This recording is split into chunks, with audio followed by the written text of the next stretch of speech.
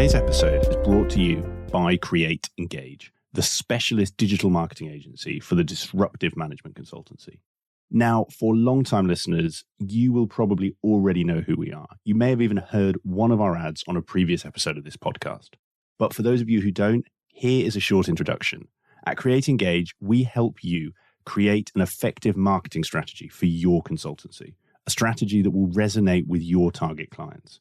And then we support you by delivering the campaigns you need to turn that strategy into a reality, helping you to build your brand, raise your profile with your prospective clients, and ultimately generate return on investment from your marketing activity. Now, I could tell you about many of the great clients that we work with and the results we've delivered for them. But instead, I'm going to do something much more powerful and something that I would recommend you do for your own marketing. I'm going to let our clients do the talking for us. If you are currently thinking about marketing for your consultancy, you're going to want to listen to this. Create Engage started the process for us. They managed it end to end. They came up with some really creative ideas and we were really happy with the work that they did, which meant that we could just focus on running the business. Not only did we start conversations with clients that we hadn't spoken to before, but also there was tangible return on investment by some work that we were given. They've helped right from the initial shaping of the idea through to helping us work out what our end goal was. They've supported us with the visual identity and our positioning of the brand. We've had an immediate expansion of our network and have initiated a raft of new conversations with owners, CEOs in target client organisations, and has led to us winning new projects already. One of the greatest compliments, I guess, is that one of our competitors even said that they really like what we're doing with marketing and they wish they could be doing something as good. So from our perspective, we couldn't recommend Create Engage any more than this. I would certainly recommend Create Engage if you're a consulting firm. They really understand consultancies and the sort of challenges we face. And I don't think you're going to get much better marketing anywhere else. So I wouldn't hesitate to recommend Create Engage. They did a really good job for us. So if you're looking for an agency that can help you achieve the results that our clients just described, then head to our website, createengage.co.uk, where you can find out more about how we support consulting firms like you. You can download our latest ebook and you can get in touch to talk about how we can help you take your consultancy to the next level through digital marketing. Hi, and welcome to another episode of Climate Consulting. In today's conversation, I chat to Catherine Crump, Managing Director of Wired Consulting. Catherine has had a hugely successful career and one that shows what you can achieve if you put in the work. Having joined Freshminds as one of their most junior team members, she worked her way up, becoming CEO of the spin-out Decidedly just a decade later. After 15 years with that business, she decided that the time was right to think about her next challenge. And that's when the role with Wired Consulting came up. The opportunity to launch a completely new consulting business doesn't come up all that often. And to do that within an already hugely well-regarded brand like Wired is something much rarer still. For Catherine, it was an opportunity she couldn't turn down. And in 2019, she made the move to join Wired Consulting as their managing director. But her success hasn't come without sacrifice. And this is a topic that we dive deep into in today's episode, as Catherine shares her candid and refreshing perspective on the challenges of building a career while raising a family at the same time. In this conversation, we go into some fascinating and hugely important topics for anybody looking to climb in consulting and build a sustainable career in the industry. We talk about the pros and cons of big firms versus small boutiques and how these vary depending where you are in your life and the stage of your career. We talk about Catherine's approach to balancing her work and family life and her advice to others grappling with how they can have a career and raise a family all at the same time. And we talk about her journey with Wired Consulting so far, how she's successfully managed to build the firm from the ground up, and their phenomenal growth story in spite of the pandemic. Catherine and I cover so much ground in this one and touch on some really poignant topics. Whether you are a young consultant, a young parent, or a young CEO, I know that you are going to get so much from what Catherine has to say. So, with the intro over, all that is left for me to add is please sit back, relax, and enjoy today's conversation with Catherine Crump. Catherine, welcome to the show. Thank you. Well, I'm really looking forward to this one. And I know we've got a lot to cover, but maybe before we dive in, we've been having a bit of a chat ahead of this, so I'm holding myself back. But could you give an overview of your career for our listeners and how you got to where you are today? Yeah, absolutely. So I guess my career has always been about following my passions and my interests. So, starting with a science degree, which I adored. It gave me great research skills, taught me how to problem solve. And then I remember finishing my degree and thinking, what am I going to do? And I didn't know. So I went to Japan. I taught English for a year, and that was extraordinary. I learned how to survive when I had no one around me to ask a question to, because everyone I knew was over here. Just a side note, where did you teach? I taught in Nara, but I taught out in the paddy fields. So I was in proper rural Japan where no one spoke English. I should add, I didn't speak Japanese when I went. So it was an amazing exercise in just a total sort of culture shock, really. I also learned how to communicate with people who were nothing like me. So it was good. That was good. I came back and I think I'd focused. I knew I wanted to go into business. I started looking at the grad schemes, whatever I thought business was actually, which is probably a wormhole for another day. I wanted to go on a grad scheme. I applied to a few. I ended up taking a job at PwC in their IT consulting arm, where I spent a couple of years. I then moved across to another big company. I spent some time at Mars, again, joined in a grad role. Amazing level of training received there, which I think equipped me really well for the next steps in my career, because then I went somewhere small. So I went to a very small business that I hadn't even heard of actually when the opportunity arose. And I thought I should probably try and stay here for 5 years, really. I've been 2 years everywhere else and I needed to stay put. And 15 years later, I left the business, having been CEO for my final 3 years, and moved across to Wired, where I am now. And I joined Wired to set up a consulting business, which so far has been an amazing journey. You mentioned you'd done a couple of grad schemes. So you obviously did 2 years at PwC, you did 2 years at Mars. What was it that made you make those two jumps? And also, what led you to go back to a grad scheme? Because again, some might say that's quite a bold choice.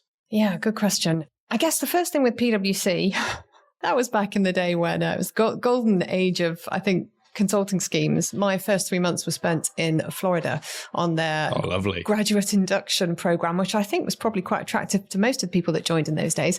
But being more serious, they gave me a really good grounding in, I guess, basic business skills. First job, first time I was in a truly commercial world.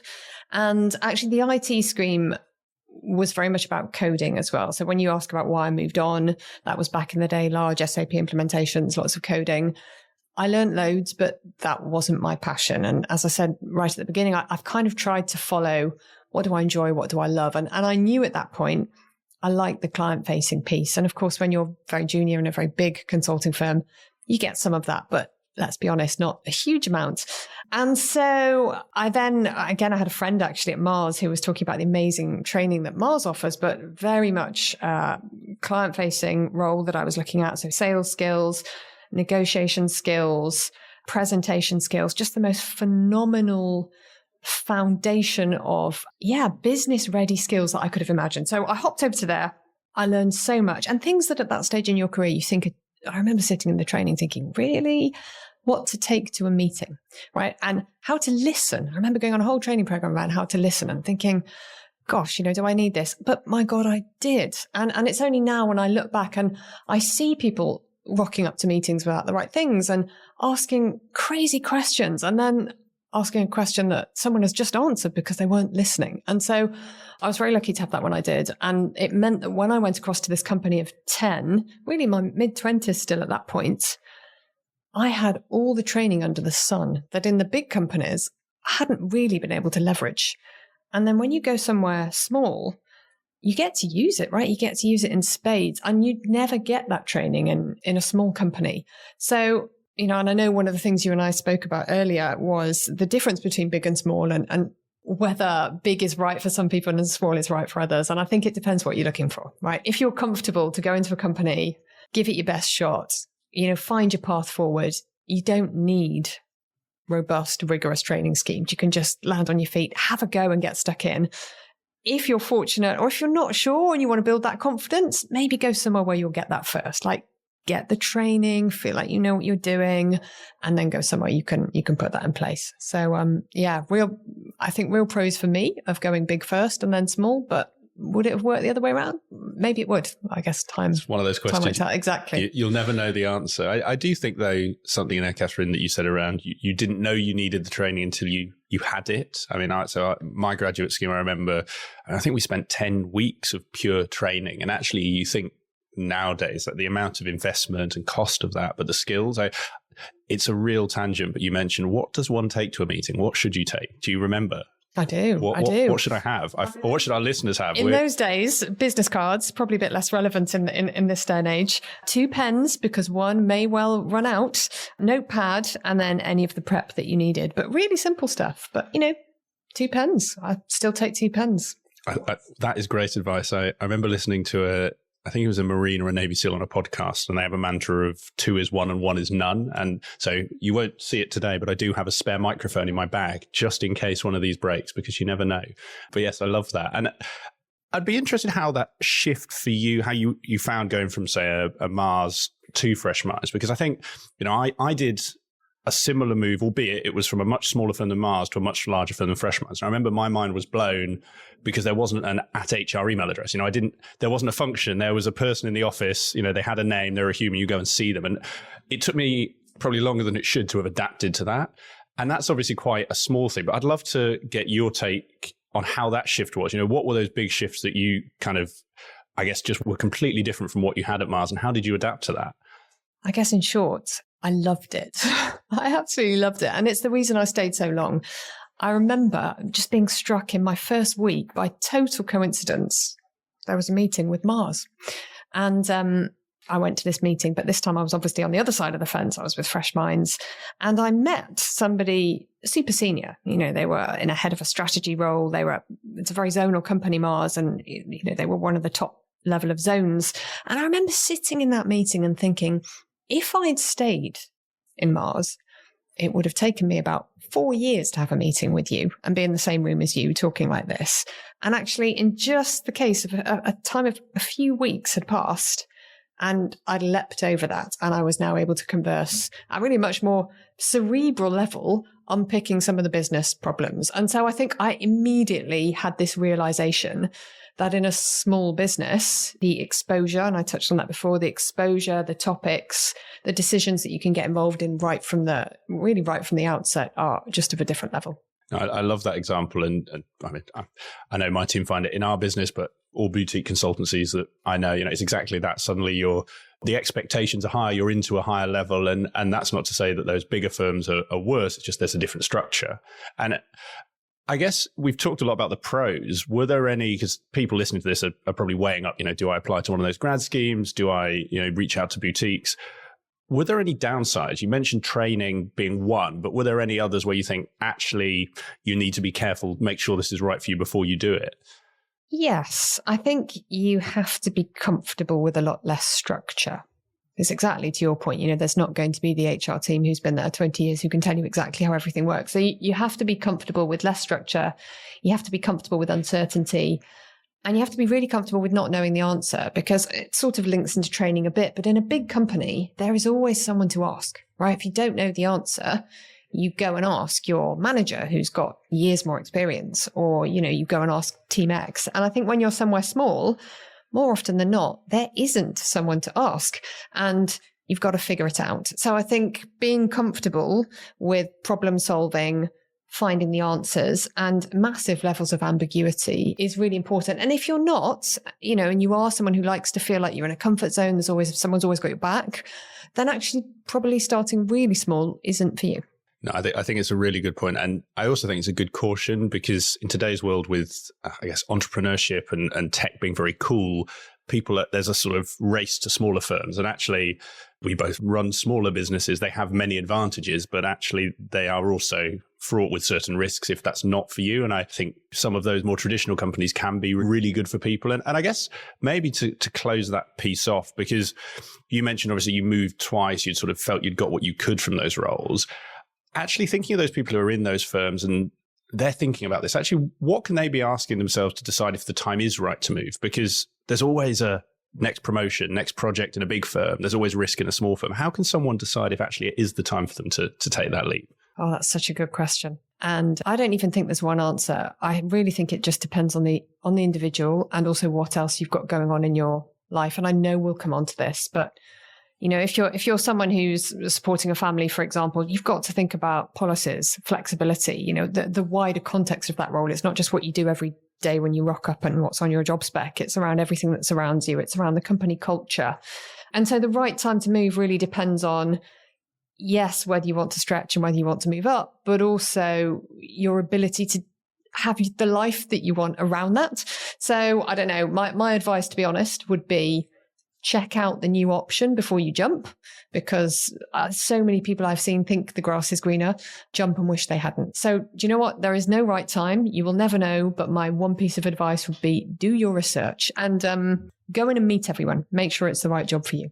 No, I think a great point. And Catherine actually has very nicely teed me up for the next section of our conversation. So thank you for that, because you're quite right about that life point. And I was really interested to dig into your own life experience and was fast forwarding a bit. So Freshminds had split into two businesses, Freshminds and Decidedly. And as a side note for anyone listening, if you want to find out the Freshminds story, James Callender, the current CEO, has been on the podcast. So I'm not going to ask you about the origins of those, but I'm really keen almost to start when you went back, because at the time you'd just become CEO, you had two kids, they were little kids. We've recently had our first, and right now the idea of having more than one child blows my mind. So you had two, you had a high-powered job, you were busy. Actually, tell me the story of that time. How did you make all that work? How did you balance that home life, that family life, and how did you make that work for you? Do you know, it's really funny looking back at that. I also find myself asking the same question. Again, seriously, it was hard. It was hard, right? I was really, really busy. I worked really, really hard. I've always worked really hard, but that's probably the time of my life when I worked harder than ever. I think right from sort of going back after my first child even, I very quickly realized that my view is that you cannot have it all. You cannot juggle everything. You can't be perfect at all those elements of your life. And I always think, in my life, I've probably got 4 main levers I can play with because I've only got one day and I can't extend the hours in that day, no matter how many times I wish I could. But, I've got work, family, friends, and me. And I think over that window of time, particularly when I was getting up to grips with the role, I was thinking about all the change I wanted to make. I had to make trade-offs on those. Okay. So work had to go up. I had to spend a bit more time there.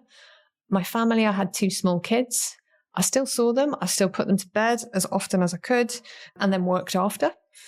I definitely, over those years, was the one out of our friendship group from school and uni who was more often than not late, missing things.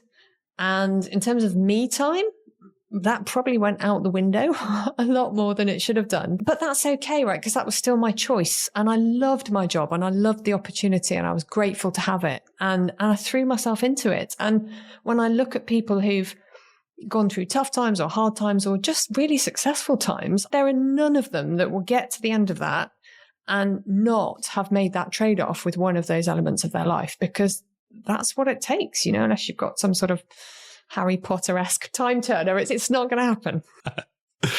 I think that might be the first ever Harry Potter reference we've had on the podcast, Catherine. So well done. And I think it's a really powerful point and worth us spending a bit of time on, I guess, because I love those levers and they give us a good framework for a conversation around it. And you do meet a lot of people who have achieved a lot in work, but may have not consciously sort of pulled those other levers down. So you said you'd sort of made that choice. And maybe we start there, kind of when you were thinking about going back to work or when you just got back, how did you structure that, or in your own head sort of decide what was right for you so that you were comfortable? Because I think that comfort is so important to, call it mental health, call it work-life balance. Deciding seems to make having the decision is the important thing. So how did you get comfortable with that? I think you've almost just said the right phrase there. I think I did get comfortable with it. I think I knew from the outset that certainly from a family perspective, I would have to think carefully about that. This wasn't just about me. I exist in part of now what I would consider a team of 4. I have one amazing co-pilot who helps me, succeed in that team of 4. And so my husband and I had some, really good conversations around what that was going to look like. I think, to be honest, again, with my social life, I think I've always been someone who's worked hard, right? maybe I've always been the person who's a bit late. Maybe I'm always the person who says I'll be there at 7, but really I get there at 7:30. And maybe that's something I should be better at. But I think I realized that it mattered this time. And I realized it was a conscious decision rather than just something I floated into. And I knew that I wouldn't, do the hobbies, read a book as much as I wanted to. Maybe I was reading business books, but I wasn't reading the fiction books that I was before. Except for Harry Potter, by the sounds of it. Oh, no, that was reading to the kids, actually. So that was the family. We'll call it the family that's bucket. The family bits. That's the one that I tried not to bend too much. But do you know what? With all these things, and again, my probably biggest learning from all of this, you can't have it all. We all find ways that work for us. We all pull those levers in a way that suits our own lives. And what works for me may not work for you, and it may not work for the next person. But we each find that balance that, helps you survive, if not thrive. And also these things change, right? When your kids are the age of yours, when they're tiny, it's really different. You're not sleeping as much. They go to bed at 6 o'clock, whereas my kids go to bed at 8:30, 9 now. If I get home a bit late, I still see them, right? So it gets easier quite quickly.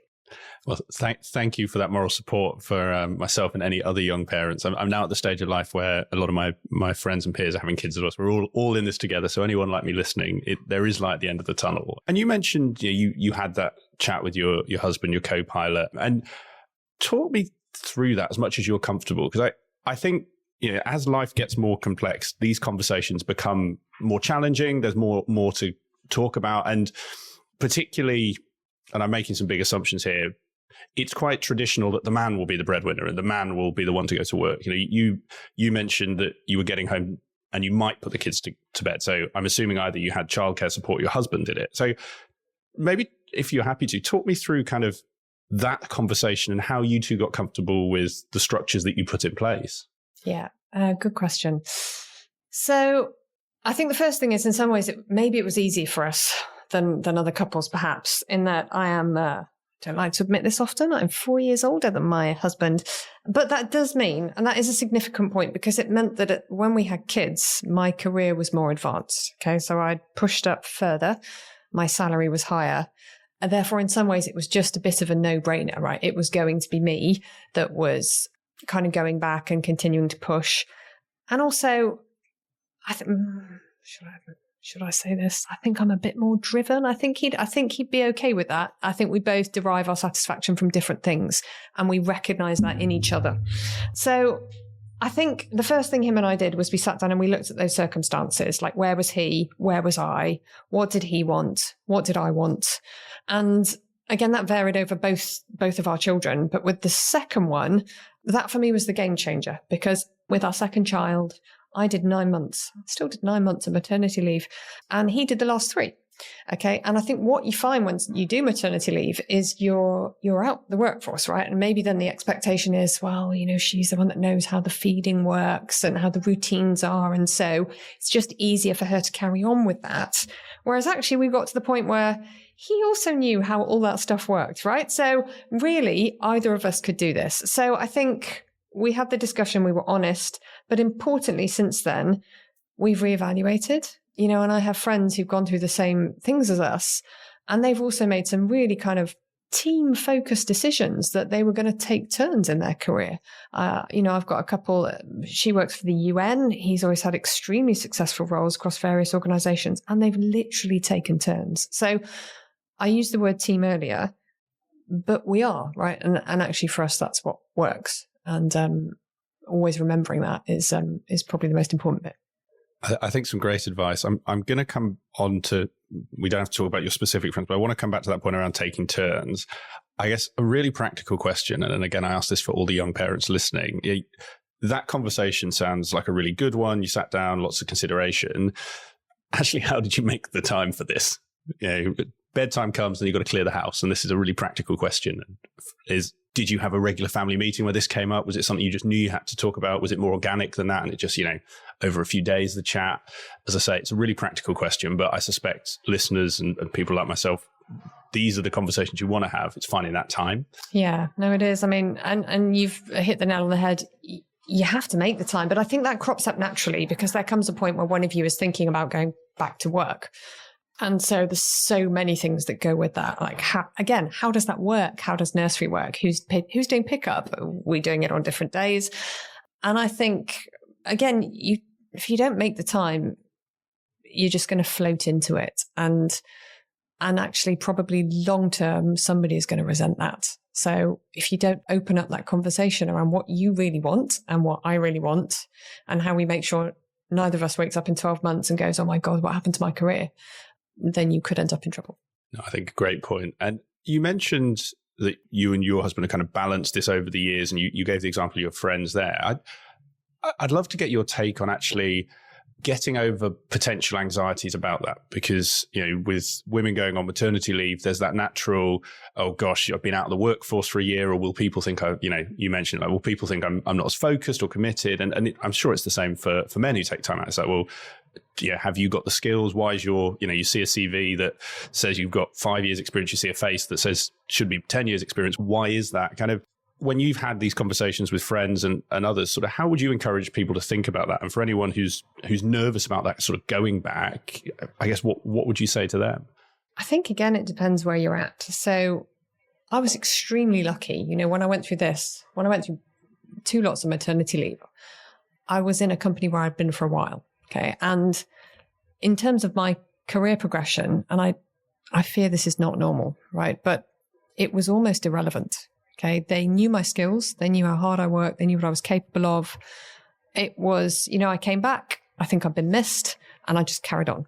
And I can imagine if you are having a career change between going off and coming back, and you haven't got that trust in your workplace, I'd love to talk to someone about that and how they've found that. But I am fortunate that was not my experience.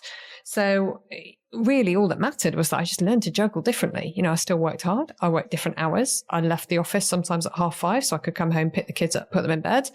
And then I just did whatever I hadn't been able to do earlier when I got home. And back to balancing social life and me time, etc. That stuff goes, but it meant that I could balance my family and I could keep my career pushing forwards. And in those 2 areas of my life, I tried really hard not to let anyone down, because, those are probably the 2 that have to be at the top of my priority list.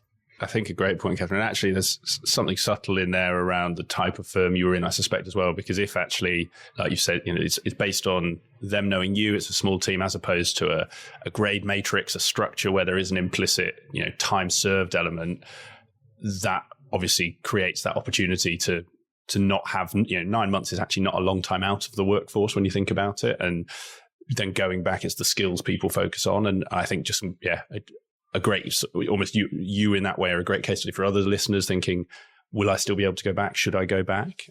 I want to actually touch on, because we've touched on family, and we may come back to that, but you mentioned around going back, and the other side of this. So work was obviously a big part for you. You went in to turn a business round, in effect. And so this isn't something I touched on with James on our conversation. So I'd be interested to get your sort of that next chapter of, maybe start with, set the scene as you can, kind of what was the business you'd walk back into, and what were some of those things that you were facing? And then we're going to dive into how people can do it for their own business, but maybe set the scene. What was those challenges you were walking into? Okay, so I think when I went on my second maternity leave, the timing was really tricky. So at the time, one of the other founders of the business, Caroline, who was actually wonderful and was always so supportive actually in my career and as a female leader, we both ended up off at the same time, which, in a small business, that's pretty unlucky. And I think when I got back, there'd just been a lot of churn in the time that I was away. And again, when you're a small business, I think you feel that. And there was probably a lot of new people who, didn't have that long-term knowledge of the business.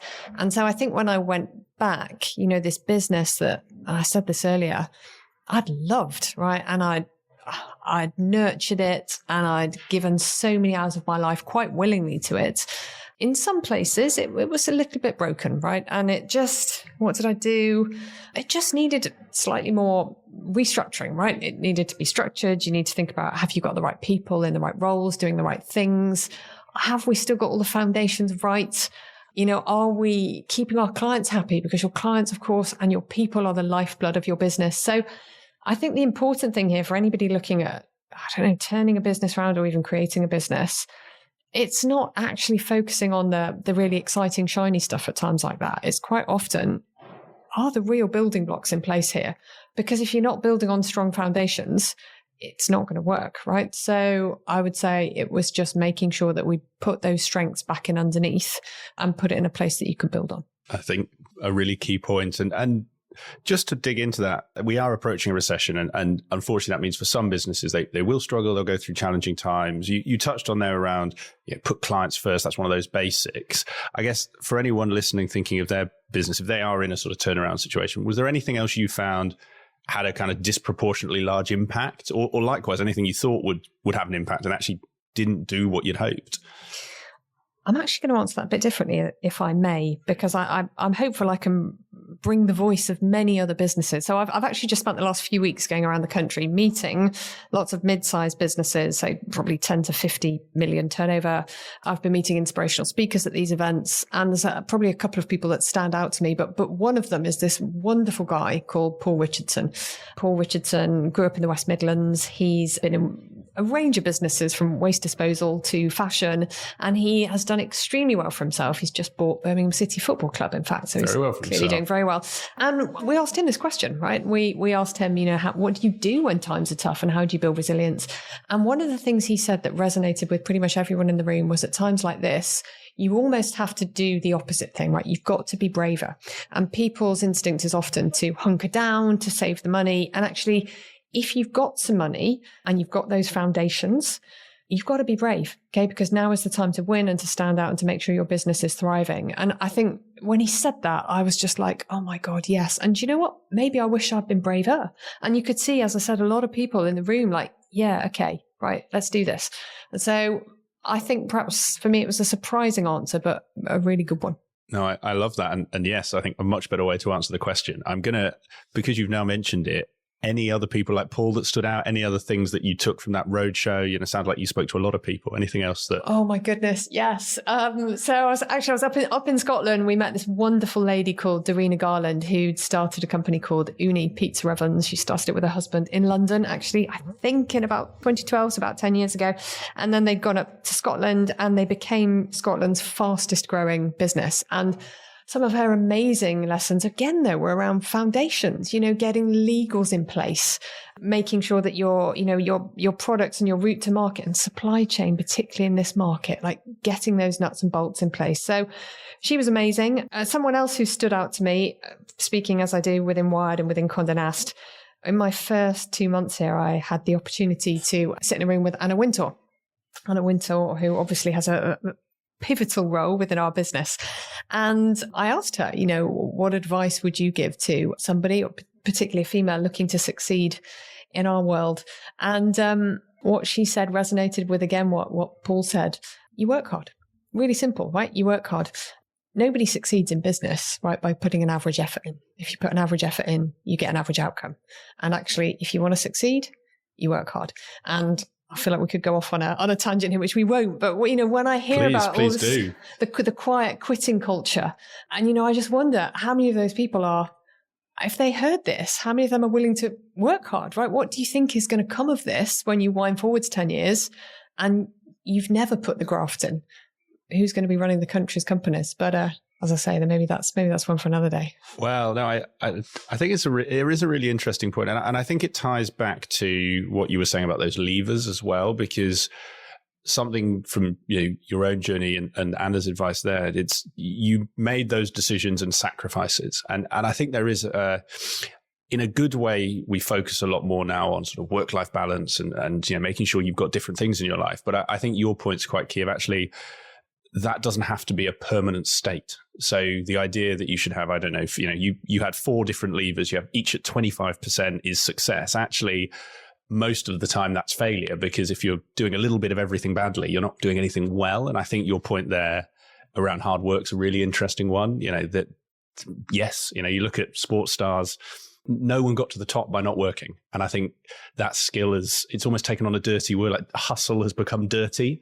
And actually hard work is at the core of every, anyone who's been on this podcast and anyone else who sort of had success. So no, I think it's a really great point. Particularly in consulting, I think. And, my view of this is if you are always working those hours, crazy hours, and if it's not your choice to work those hours, and if your employer's expectation is that you work those hours, that's not okay. That is a cultural and a workplace issue.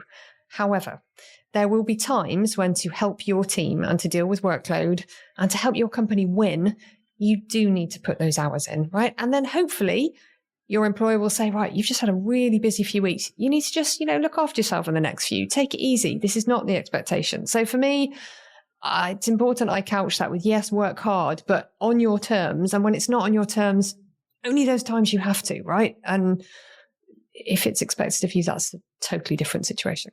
No, I think a great point and touches actually on something. So one of my previous guests, Mark Campbell, made the point that consulting is a black hole and will take as much as you give. And, I know personally, that really hit me when, I sort of burnt out in consulting, working too hard. It actually, that wasn't my company, that was me.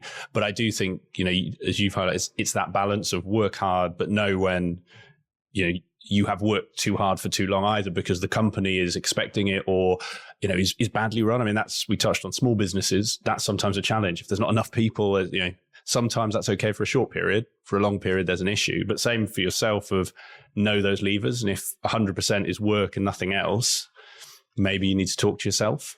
Yeah, I think that's true. And as I say, it's when it's on me, when it's my choice, I've always worked hard. I'm all right with it. And I'm happy with a reasonable dose of when it isn't. But yes, when it becomes the norm and I'm not wanting that, that's different. And that is when people burn out, right? And break down because it's not healthy. It's not healthy. It brings me on to something I wanted to ask you about, because when we were sort of speaking ahead of the show, you made the point you weren't the person who knew from sort of the age of 15 or 16, they wanted to be a CEO. And I've always been jealous of people who wanted to be doctors. That was almost my thing. When certain people knew they wanted to be a doctor, I was jealous because they had a career path. But I guess we're sitting here and you are the CEO. So did something change? Where along your journey did you go, I guess, from I'm going to be a teacher in Japan to I could become a CEO? What was that journey for you? Oh, yes, it was a journey. And I should correct you. I'm not a CEO now. I was the CEO. I'm now the MD of the team that I'm in. I think there's probably a couple of moments for me that I would say were pivotal. And weirdly, one of them was probably in my final year of university. And I remember doing job applications and, not really worrying about it too much. And a lot of my housemates and friends, many of whom had gone to very nice private schools, which I hadn't. I went to a pretty rubbish state school.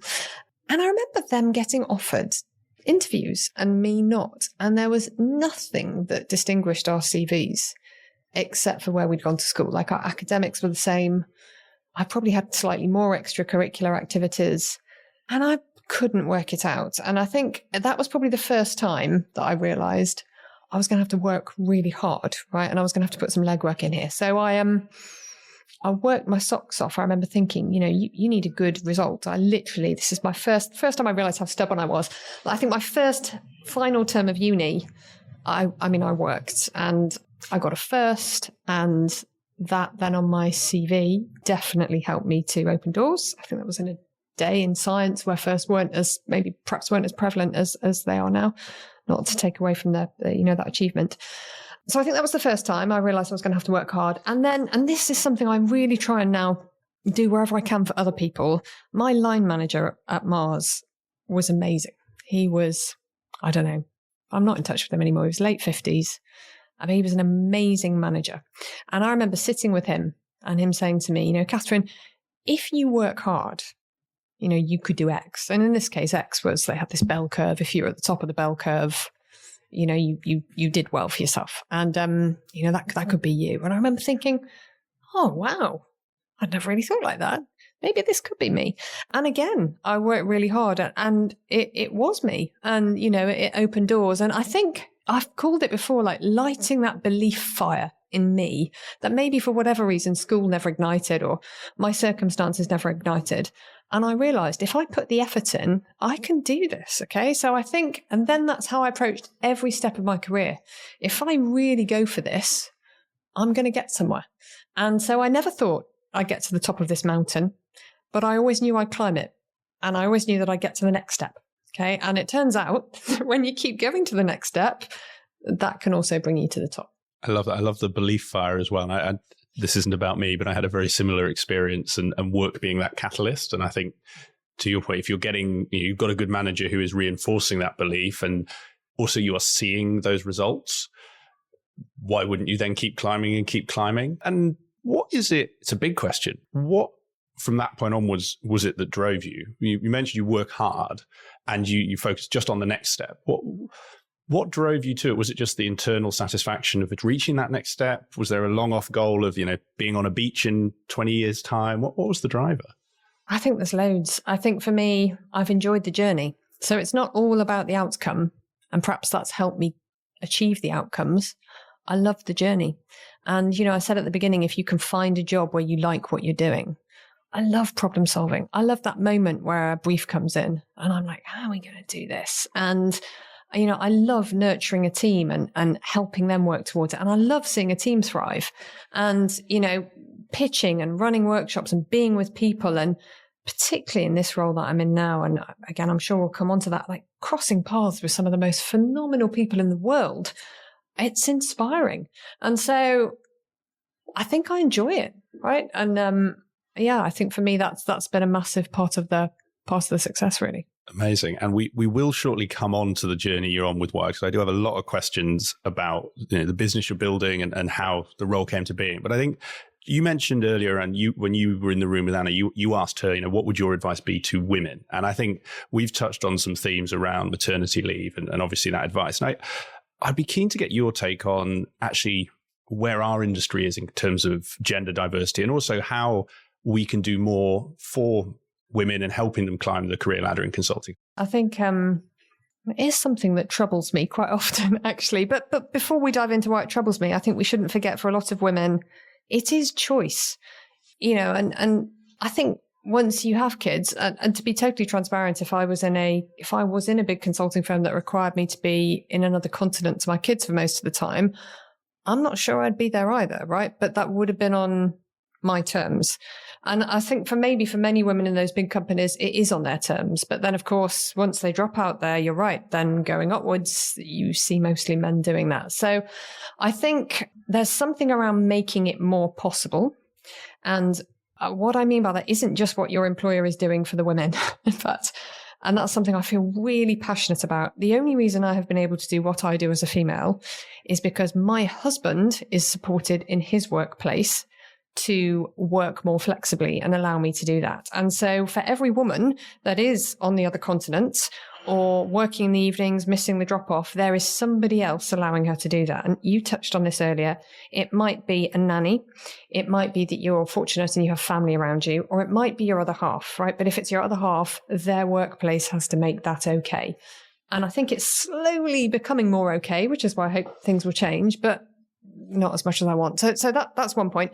I also think there's a real lack of role models. I think when somebody is doing that, thank you for inviting me here, realizing it's possible, like showing females who might be on that path that you can do this and this is an option. I do wonder if in this post-COVID world, it's got a bit easier as well. Maybe you don't have to be working late in an office 5 days a week. Maybe you'll choose to do that for 3, but you know that for 2 or whatever, you will be where you want to. Yeah. And I think, we touched on this earlier, sharing parental leave. It was a really good opportunity for both of us. But I know that when my husband did that, he was pretty much the first person in his company to do that. And he has since had people come over to him to thank him for, opening the door and showing it's possible. So, role models on both sides really matters. I think some great points. And actually, just because I've never heard anyone else talk about it, but it is, now you say it, quite an obvious but really important one of that, to that partnership, that team. If the woman is going to pursue her career, unless you can afford nannies and what comes with that, and we're just about to send our son to nursery and I'm already learning how bloody expensive that is. But your point of actually the man needing flexibility or the other partner, it may not be a man, but the other partner needing flexibility. And sometimes we focus on, or you hear the discussion around the woman, not around the support network. And actually it's a really interesting point. And I don't want to spend too much more time on it because I do want to come on to why, but you mentioned your husband was the first to do that sort of shared parental leave. And I say this as a man making some huge assumptions. Men can be, I guess, quite nervous about rocking the boat or being seen to, be asking for something that is perceived to be less or make them look weaker. Almost, your husband's had chats with other men in his team. And I guess, how did he go about making these conversations with his employer? Like you say, the world is changing, but I'm sure some are still nervous. I appreciate I'm asking you for advice from someone else, but any thoughts for our male listeners, actually how they can be making that environment to support their wives if the wife is the one whose career is taking priority? Maybe we should ask him this question. Do you know what? He just did it for us. And I think for him, I don't know how much of a big deal it was. And I remember him saying at the time he had a few odd looks and there were a few kind of strange conversations. But I think for anyone who's going to trailblaze a path, you're going to have that, right? And it might make a few people uncomfortable, but so what? And actually, he's shown it's okay. And now other people do it. And actually, as you've just sort of observed, and as I've mentioned, it meant that I could do what I do. And, he was saying not long after, he sat in their company sales conference and, there was a female on stage talking about what she'd done and how more women need to do it. And of course, and he found himself thinking that, well, yeah, my wife is doing that. But, only because I'm about to leave at 5 o'clock and do the nursery run. Again, I know we need to move on, but let me make one point. You've just mentioned nursery, right? And I think when you have kids as a couple, you've got that decision to make. What are we going to do? Is someone going to be at home? Are they going to go to nursery? We're going to have a nanny. My kids loved it. When you're at home and you've got a house that you're proud of, they're not putting glue everywhere and like painting the walls, but you send them to nursery and you pick them up at 6:30 or whatever in the evening, and they loved it. And that really helps. So is that a trade-off? My kids are somewhere that they love being every day, making friends and doing stuff I wouldn't dream of letting them do at home. I don't think that's a trade-off. I think they loved it. And that helps. No, I think a really good point, and is an example of what you said around role models. And I do think COVID in a really good way has accelerated us. When you suddenly look into someone's living room or kitchen and, you see dogs and kids running around, that empathy is much easier. I think already, I don't know how you're finding, but already I'm noticing now we're back in a world where people have meeting rooms. Barriers haven't gone up, but you just have less personal connection to talk about. We're in a room together right now. If we were on Zoom and you're at home, I can see your books and we talk about what's on your shelves. I do think that's helped a lot.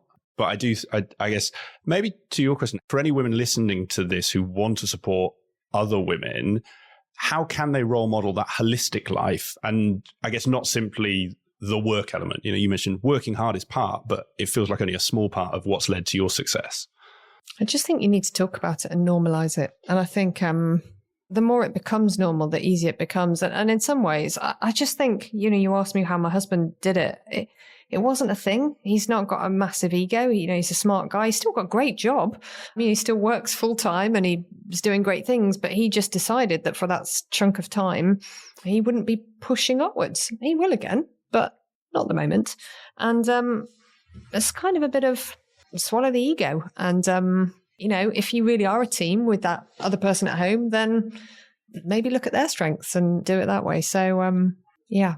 Catherine, I feel at some point we'll do a round two or a whole. I have every so often told you doing a parenting podcast. And I think if that ever happens, I've got guest number one in front of me, because it's a really important, I think it is a really important conversation. And what you just said there hit me as well, of actually viewing things as a team and not yourself as, my career is doing this, yours is together we're achieving this. And that balance is just the same in any walk of life, be it, with friends, we'll go to your place for dinner this time, we'll go to mine next. It sounds a bit mundane, but it's the same thing as you're making those compromises together. So no, I think really good advice. And like you say, just normalizing it helps people talk about it. So thank you as well for sharing, because that's the first step, people hearing someone like yourself say it.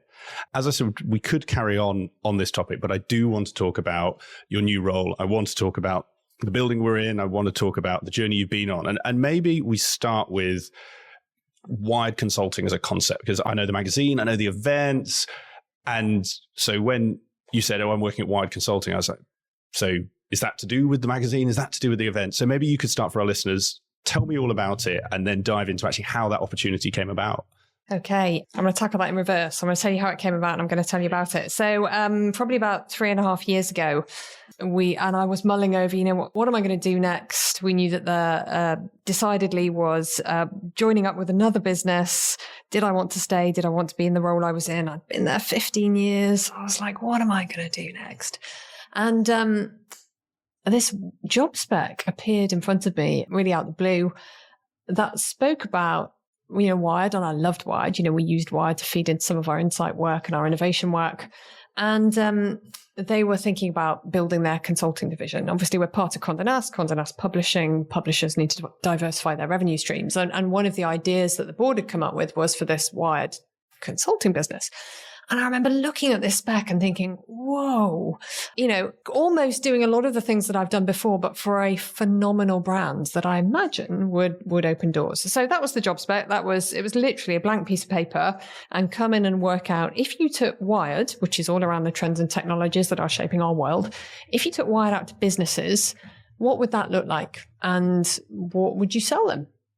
And so, literally 3 years ago this week, I joined the business 5 months pre-COVID with this wonderful blank piece of paper to work out what we would do.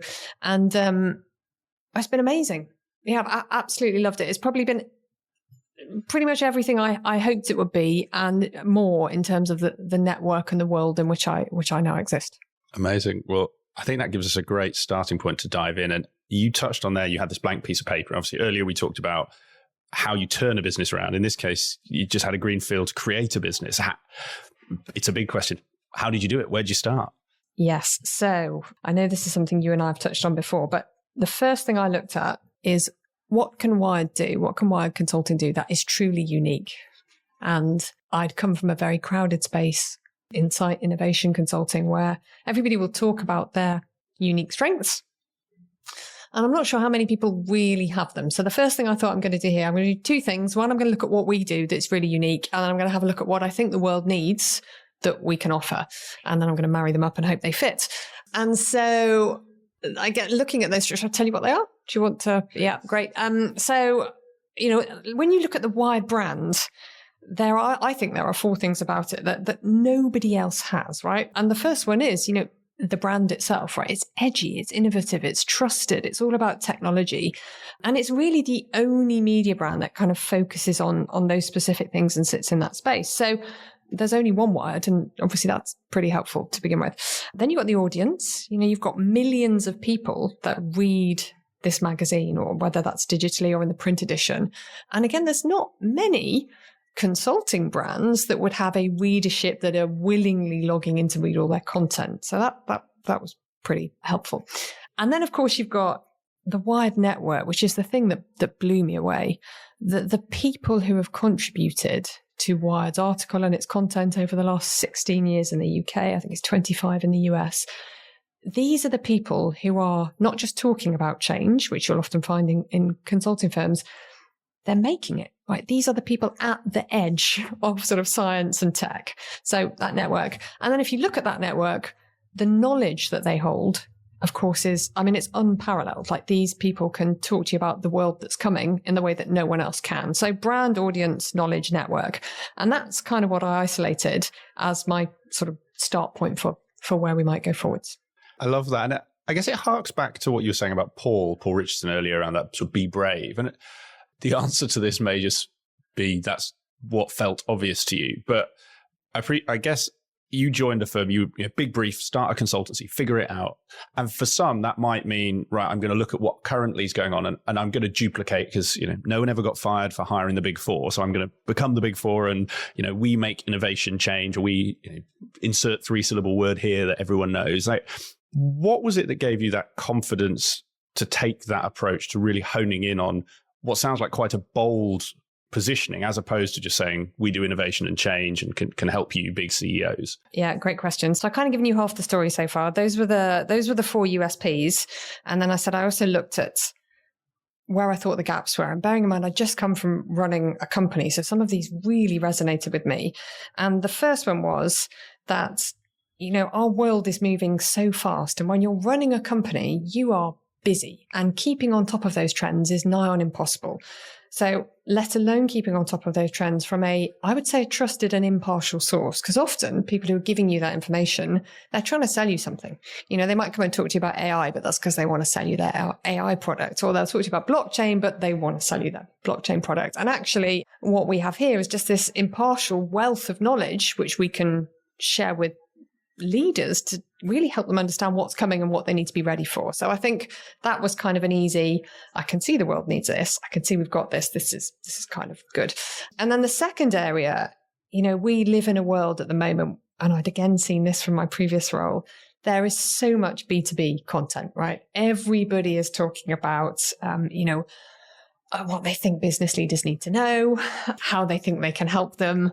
And it's really hard to do that in a way that sort of cuts through the noise. But again, when you've got a Wired brand and you've got the Wired writers and designers, like that's again quite a compelling proposition. So those were the first two. And I think that's broadly where the proposition built. So let's support with strategy and let's support with this amazing standout sort of thought leadership and events. And where I want to go next, which I think is what's really exciting me about next year, you've also got a group of people who want to change the world. And I know that sounds like big and hairy and kind of crazy, but when you look at some of the brands we work with here, the big tech firms in particular, they want to change these things. They want to get more women in tech. They want to get more women in leadership. They want to solve the sustainability issues.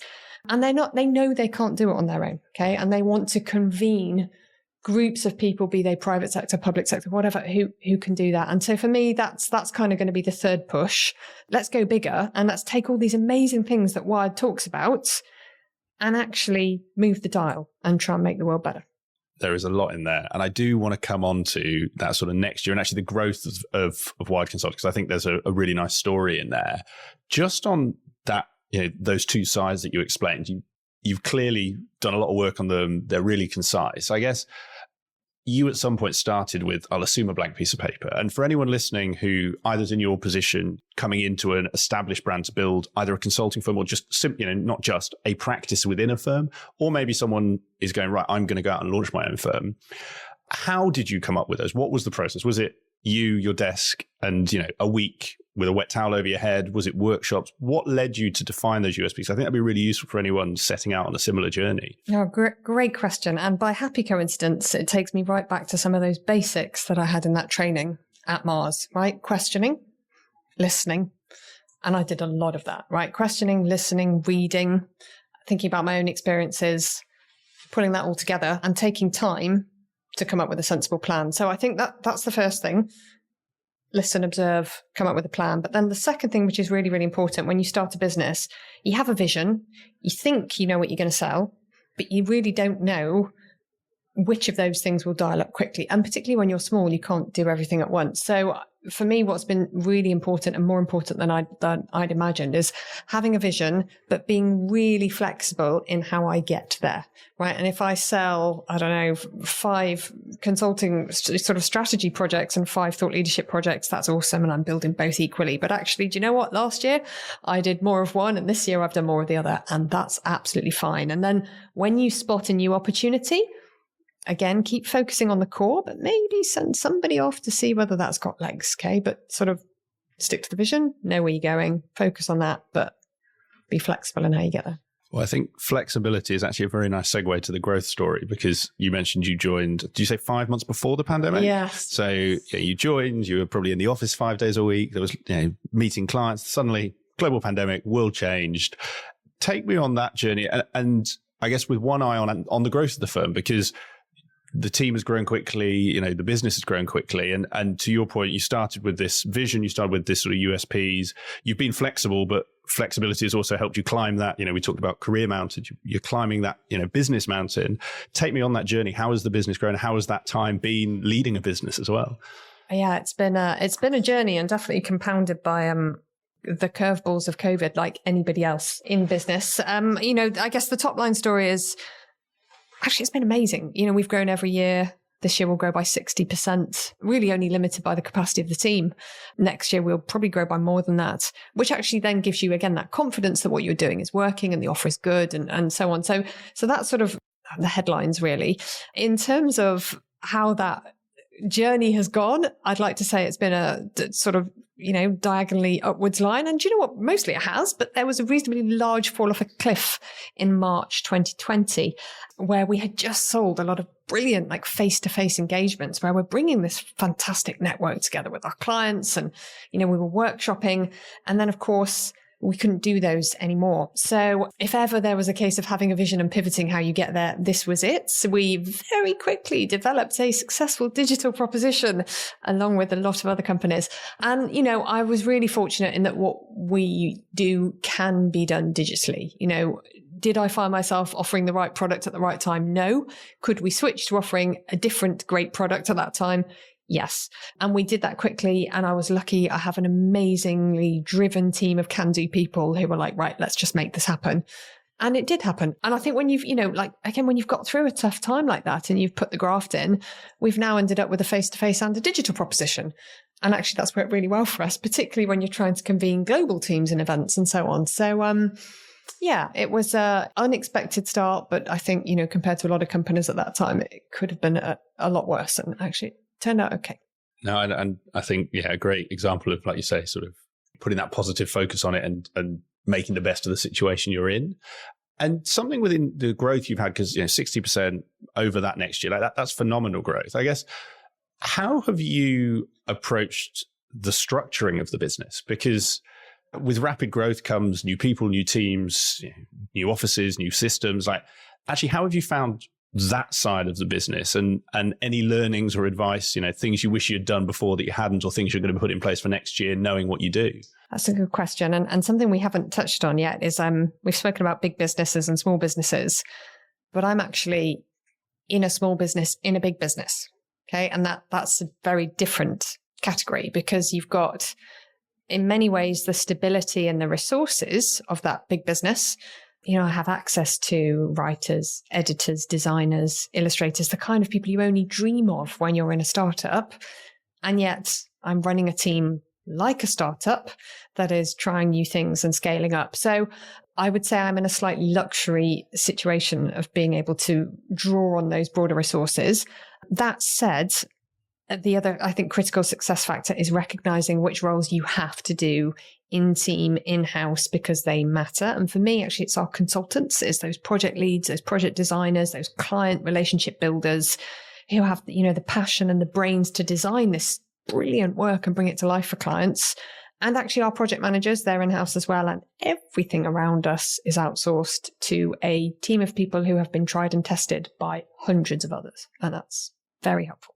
I think it's a great point, and actually interesting. I think something that's grown more with COVID, that almost outsourcing or partnering approach as well. I think when you don't have to have everyone in the office, you become much more open to that. And I guess that brings scalability. Is that, just to your point, is that when you say trusted others, is that purely Wired? Is that partners across other areas? How does that work? Well, Wired, of course, it's within Condé Nast, so you don't need to go outside, do you? I've got 8 or 9 brands that have tried these people out before me, so it's that definitely helps. The other side of that, and it's a really good point you raised, and I'm watching both the clock and I know our meeting has a time, a hard stop with this room, so I'm only going to go into this so much. But one side of it is that resources, I guess. How has it been the other side in terms of, larger companies are known to have more management structures, more layers, more people you've got to talk to get things done. How have you and Wired and Condé Nast approached that side of things? Actually, are you quite well insulated, or how are you finding that management structure of a big company while running and wanting to keep the agility of a small company? I think to date, that's probably worked in my favor. I think to date, I've been given the space and the leg room to almost act like a startup. And because, I was brought in to prove that this proposition could work. And I think I've been given the space to prove that. As we grow and as we become a more significant entity, I think integration within the business will be essential. And actually one of my biggest learnings, which is probably, something I could have done better, and it's my personal goal for next year, I need to shout more. I need to network more internally. It's been a long time since I've, been in that big business. I've come from small. I've been in small here, albeit within big. And now I need to kind of, extend upwards and get to know that world that's around me a bit more, because it's, that's going to be pretty helpful. Well, I think, Catherine, that brings us nicely on to probably my last question on where you are with Wired Consulting. You touched on, next year is going to be more growth. So you may not be able to give this away. This might be the secret sauce that you're going to be using, but what is in store for the next year? What is it that makes you so confident you're going to hit that, 60+% growth? I mean, I think the first thing is it's that confidence that what we're doing is working. And I feel like we've literally been scratching the surface.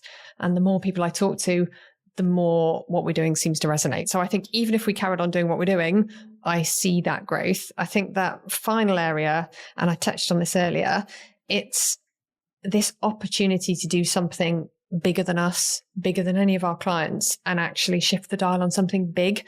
And that's really where we want to push next year. Let's think about how if you took one of those big meaty problems and you said, how are we going to make this differently and work differently, and who are we going to bring together to do that? I think that's what my team is really, really excited about. Love it. Well, I feel we've talked already about the parenting podcast. There might be a round 2 for this in a year or so's time, Catherine. We can catch up on that. This has been fascinating. Thank you also for sharing, both the work side, but also your personal side, because I appreciate that is your personal life. It's a big ask to sort of talk about it, but I know it will have helped listeners. To bring us to a close, I've got 2 questions that I ask every one of my guests. And you mentioned books before. So the first one is about books. I'm a reader. Like you, I read too many business books, not enough fiction books. But the question is, what is the book or books that have either had the biggest impact on you, or you found yourself gifting to others most often? Okay, I'm going to give you 2 quick, very, very different answers. The book that had the biggest impact on me was actually The 7 Habits of Highly Successful People, which I read so many years ago by Stephen Covey. I remember it. I love it. And it talks about listening in there too. Great book. I'd recommend it. And the book that I gift most is Goodnight Stories for Rebel Girls, because I want my daughter and her friends, and actually, do you know what, my son too, to kind of recognize what's possible and where they can go. I love those recommendations. The second one, and I'm going back through I think it was Lindsay Oliver who gave that recommendation as well. Very good recommendation. And then the last question, and this could be a roundup, it could be things summarizing what we've talked about, it could be something completely new, but you have 3 people in front of you. One is you as you were joining PwC, fresh graduate in consulting. One is someone who 5 to 7 years in, they've done enough to have options, but they're still fairly junior. And then that last person is someone approaching partner in a traditional firm. You could say a CEO, an MD in a smaller firm. And the question is, what one piece of advice would you give to each? Okay, somebody's starting their career, going back to myself, go for it, work hard, push yourself. You can do it, right? And really, you are the only person stopping you. So that would be them. Mid-level career, actually, I think that's when you really need to start building your networks. Find a mentor, find a coach, find someone you can trust to help you think differently, not in your company. Number 3, partner level, I think, and whether this is going back to gender balance or company culture or whatever that may be, think about your legacy. What do you want to leave behind you? How are you going to leave your company a better place as a result of you being there? Some fantastic advice. And I don't normally open this up, but you threw it in there. So I've got to ask, when you said find a mentor, you went not in your own company. Why? Just it's a totally safe space. And I think from a very senior position, that person doesn't exist, right? At the top, it's lonely. There's only you. You can't go and talk to your line report about how tough you're finding something. You need that external mentor. And I think even at the mid-level, having that safe space where you can actually go in and say, look, I'm thinking about leaving my job today. You can't really say that to someone internally. So go external, get a fresh perspective in a safe place. No, I think a really good point and a great place for us to draw to a close. So this has been a fantastic conversation. Thank you for making the time. The only last thing to ask is if anyone wants to find out about yourself, find out about Wired Consulting, where would you point them to? Where can they find out more? I would point them to LinkedIn. I love LinkedIn. I find it very useful for networking. And if you would like to network with me, then please come and connect. Amazing, Catherine. Well, what we'll do, we'll put your LinkedIn profile in the show notes. We'll also put a link to the Wired Consulting website so people can find out more. And anyone listening who wants to reach out, they can get you on LinkedIn. So thank you, Catherine. This has been brilliant. All that's left to say is all the best for the rest of your week. Thank you. I hope you enjoyed today's episode of Climbing Consulting. If you have any guest recommendations, comments, ideas, thoughts on how I can make this show better for you, just drop me an email. It's nick@createengage.co.uk, and I really look forward to hearing from you.